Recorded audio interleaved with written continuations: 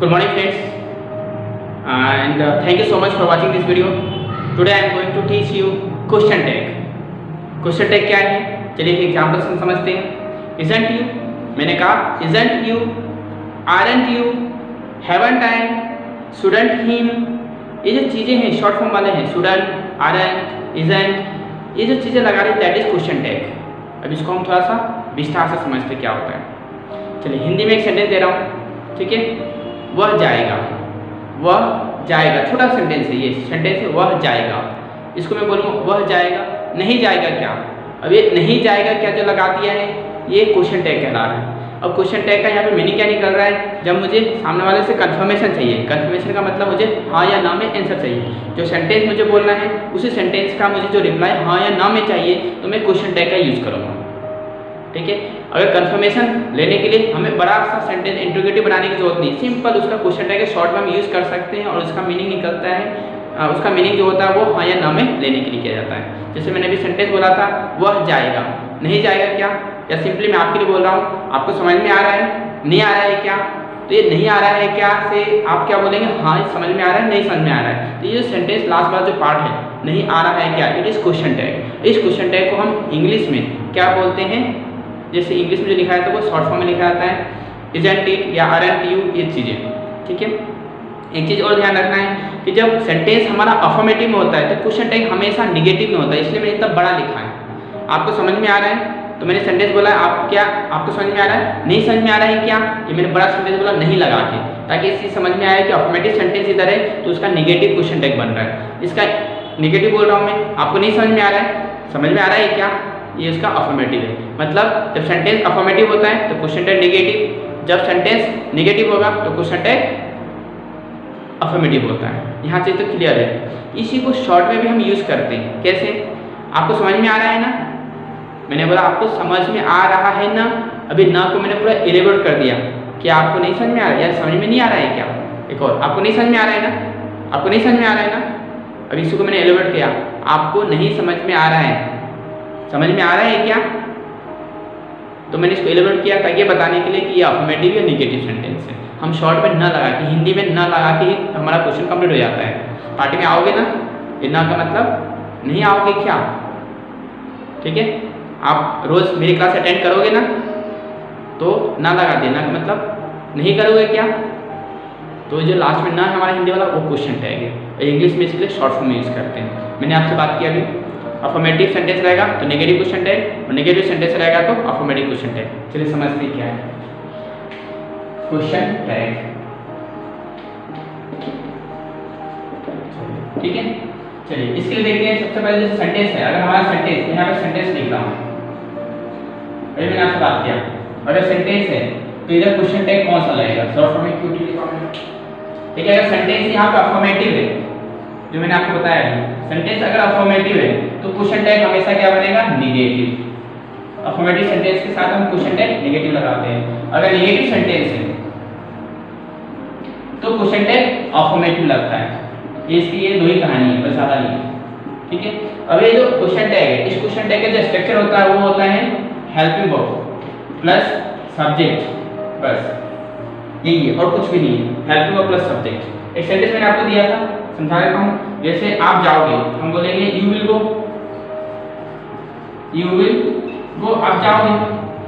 ठीक है. इसका क्वेश्चन टैग क्या बोलते हैं, नहीं जाओगे क्या. हिंदी में क्या बोलेंगे, नहीं जाओगे क्या. इंग्लिश में बोलेंगे हेल्पिंग वर्ब क्या यहाँ पे विल, और चूंकि अफर्मेटिव सेंटेंस है इसलिए इसका नेगेटिव क्या बनेगा, नेगेटिव बनेगा विल नॉट. ठीक है. अफर्मेटिव का नेगेटिव, इसका नेगेटिव बनेगा विल नॉट. कौन, you, question mark. You will go, want you. अब यहाँ पे ये याद रखना है कि जब भी नेगेटिव वाला जो क्वेश्चन टैग होता है उस नेगेटिव वाला क्वेश्चन टैग का हमेशा शॉर्ट फॉर्म यूज किया जाता है. नेगेटिव फॉर्म हमेशा शॉर्ट फॉर्म यूज होगा. इसको ऐसा नहीं बोलेंगे will not go, will not you, ऐसा नहीं बोला जाता है. इसका फुल फॉर्म नहीं, हमेशा शॉर्ट फॉर्म में यूज किया जाता है. अब दिक्कत क्या आती है, कहीं ऐसा होता है शॉर्ट फॉर्म में पता नहीं, तो मैं इसके पहले आपको शॉर्ट फॉर्म बता दूंगा मैं, या इसके बाद बता दूंगा. पहले सेंटेंस समझ लेते हैं. ठीक है. क्या जाएगा, वांट यू, या इसी का नेगेटिव में लिखता हूँ यू विल नॉट गो. अभी नेगेटिव सेंटेंस है तो इसका क्वेश्चन टैग अफर्मेटिव में होगा. अफर्मेटिव में क्या है, हेल्पिंग वर्ब. देखिए स्ट्रक्चर विल और सब्जेक्ट कौन है? यू, इसका आएगा will you. You will not go, will you, ये क्या है? Question tag. ठीक है, ये समझ में आ गई। अब देखते कहाँ आती है कि कहीं कहीं हेल्पिंग वर्ब जो है ना, एक नहीं एक से ज़्यादा हेल्पिंग वर्ब है। जो मैंने आपको 28 हेल्पिंग वर्ब बताया है, उस 28 हेल्पिंग वर्ब में देखेंगे कहीं कहीं ऐसे होंगे कि विल नहीं है, विल हैव टू भी लिखा हुआ है। अब इसी कहानी में क्या करें? ठीक है, आगे बढ़ते हैं। अब एक सेंटेंस ऐसा लिखा हुआ है, ऐसा लिखा हुआ है, मैं इसी सेंटेंस में लिखता हूँ, will have to say you will have to go, you will have to go. अब यहाँ पे जो हैव टू कितना है? यहाँ तक है, विल हैव टू कितना बड़ा है? 3 वर्ड का हेल्पिंग वर्ब है। अब इसको हमें क्वेश्चन टैग बनाना है, क्योंकि ये अफर्मेटिव है, सब क्वेश्चन है नेगेटिव बनेगा, तो इसमें क्या करेंगे? ऐसा लिखेंगे क्या? विल या वन, क्या लिखेंगे बताइए?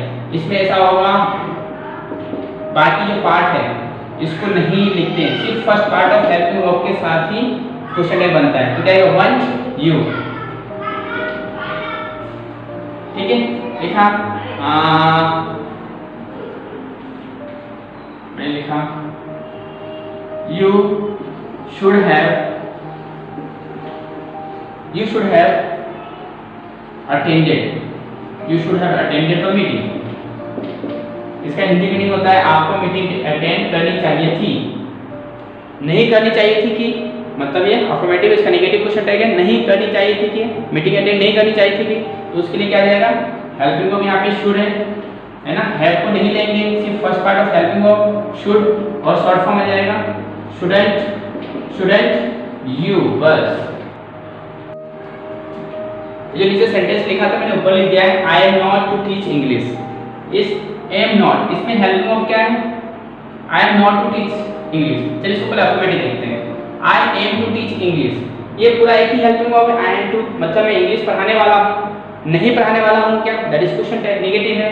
तो यहाँ पे क्या लिखेंगे? am not, एम का है, तो ये वाला जो पार्ट है गलत है, क्योंकि एम का जो शॉर्ट फॉर्म होता है, एम नॉट का जो शॉर्ट फॉर्म होता है वो ये नहीं होता है, उसके प्लेस पे क्या यूज करते हैं? आरएंट का है।